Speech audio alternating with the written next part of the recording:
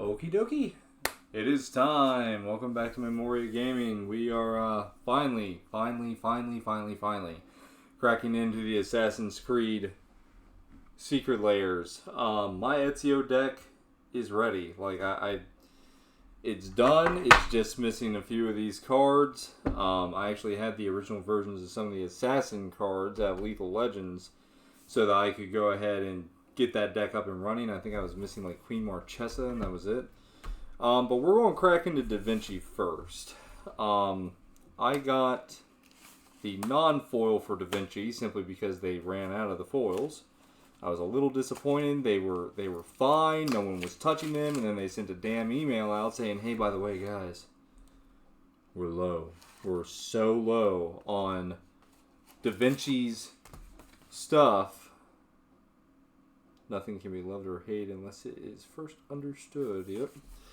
And then the minute they sent that email out, they sold out immediately, and of the foil version only, and I was pretty pissed.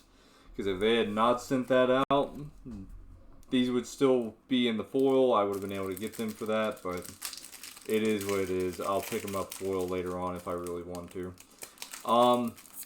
More than likely, these cards are going to end up inside my Da Vinci deck. Jesus, my Ezio deck. They might end up in something like Jin-Gitaxias because I'm building a weird Jin-Gitaxias Voltron deck that I think Leonardo is going to end up inside of because Thopters are cool. But yeah. So here we go. We're going to start off with Blade of Selves. This is an old artifact that came out of Baldur's Gate, I want to say originally. I've never seen a printing otherwise besides this. So this is a 2-mana artifact that you equip for 4 that gives a creature Myriad, which basically means that when you go to swing with a creature attached with this sword, it makes token copies of itself that then swing out to every other opponent on the battlefield that you haven't specifically targeted, forcing them to block that token. Alright. Conqueror's Flail. I don't know what set this originally came out of. 2-mana artifact. Equipped creature gets +1/1 for each color among permanents you control. So this is really good in the Ezio deck. As long as this card is attached to a creature, your opponents can't cast spells during your turn. So it basically gives you a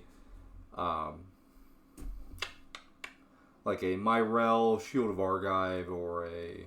God, what is the name of that card? I can't think of the name of it. It's another white warrior creature.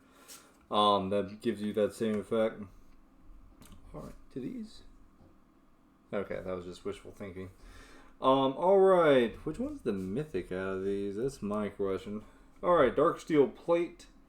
Equipped for, pay 3 for an indestructible that gives your creature indestructible, and you equip for 2. I think this was originally out of the old Mirrodin block. Deathrinder. What a metal-ass name. 4 mana. Equipped creature gets +2/2, and whenever the equipped creature dies, you may put a creature card from your hand onto the battlefield and attach Deathrinder to it. So it kind of cheats stuff into play. You can almost use this like a... kind of like how people use Skull Clamp to automatically draw cards in non-blue decks. Kind of like that, except for you're cheating cards out. Might be really good in a, God, I cannot remember card names tonight, or today. The angel that does demons, angels, and dragons. The, Mardu one. This might be good in her deck for cheating stuff out. Whisper Silk Cloak. This is an oldie but a goodie. Pay 3 to get it on the board. Equipped creature can't be blocked and has Shroud. You equip this for 2. I think all of these are going to be rares. And then no extra card in this one. Interesting, unless the Haystack is the extra card. Haystack's a new artifact that just came out in Assassin's Creed. Pay 1 and a white, and target creature you control phases out. If you pay 2 and tap this card. It's pretty good little card. Honestly, I've used it a few times in my Ezio deck, and it kind of saves your ass if someone goes to block you when you go to attack, and you're just like, Nah, I don't feel like it. Definitely gives you a way of protecting your creatures. Alright, that's going to be it for Da Vinci. I'm assuming the haystack must have been the extra card, although I could have swore we already knew about that one, so that's pretty interesting. I wonder if there are extra cards in these Assassin's Creed ones. Alright, this is going to be Lethal Legends. This one is in the rainbow foil. I don't think anyone touched this besides like the hardcore Assassin's Creed fans, which I'm fine with. A lot of these are older cards that just got reprinted. Nothing super duper special about them outside of the artwork being specifically for Assassin's Creed. And honestly, this one doesn't even really fit a theme because you would think it would all be assassins, but some of them, like we're getting ready to see right here with Ivor, are just human warriors, so it's pretty interesting. So we're going to start off with Ivor, Raven Clan Champion, which is also Najila, the Blade Blossom, 2 and a red for a human warrior. When this warrior attacks, you may have its controller create a 1/1 white warrior creature token that's untapped and attacking. Pay Wooburg. Untap all attacking creatures. They gain trample, lifelink, and haste until end of turn. After this phase, there's an additional combat phase. Activate only during combat. I am thinking about throwing Conspiracy into the Ezio deck just for this card so I can have everything being assassins and use that to start swinging out. This is one of the cards I already had the original of. This is Kelsian the Plague, also known as Altair, Brotherhood Mentor. This card is a legendary human assassin with vigilance and haste. Altair, Brotherhood Mentor, gets 1/1 for each experience counter you have. You can tap Altair and deals 1 damage to target creature you don't control. When that creature dies this turn, you get an experience counter. So you can kind of ping mana dorks with this. Get this damn thing to focus. You can ping mana dorks with this. Stop focusing on the mat, you bitch. There. And kill them, get experience counters, and then this guy pumps up. This is the one I was missing. Queen Marchesa. Amunet, Tyrant's End. I think we all know what Queen Marchesa does at this point. Legendary Human Assassin, Death Touch, and Haste. When she enters the battlefield, you become the Monarch. At the beginning of your upkeep, if an opponent is the Monarch, create a 1/1 Black Assassin creature token with Death Touch and Haste. Really freaking good card. Bazim, for whatever reason, they have been pushing this guy like no tomorrow. His original card in the Assassin's Creed set pumped up in price recently because it's so good. And then they gave him Ramses Assassin Lord. Gets Death Touch and other assassins you control give +1/1. And whenever a player loses the game, if they were attacked this turn by an assassin you controlled, you win the game. So, really nasty little extra effect on that. Looks like there is an extra card here. Interesting. We got Edward, Jackdaw Captain, also known as Admiral Beckett Brass from the Exelon block. Other pirates you control get +1/1 at the beginning of your end step. Gain control of target non-land permanent controlled by a player who is dealt combat damage by 3 or more pirates this turn. I do not think that any of the Edward cards do well in the Assassin decks. He is not an Assassin Tribal card. He is specifically made for pirates, which is fine. It's very flavorful. So, yeah, if you guys are trying to build a pirate deck and you want something fancy, here you go.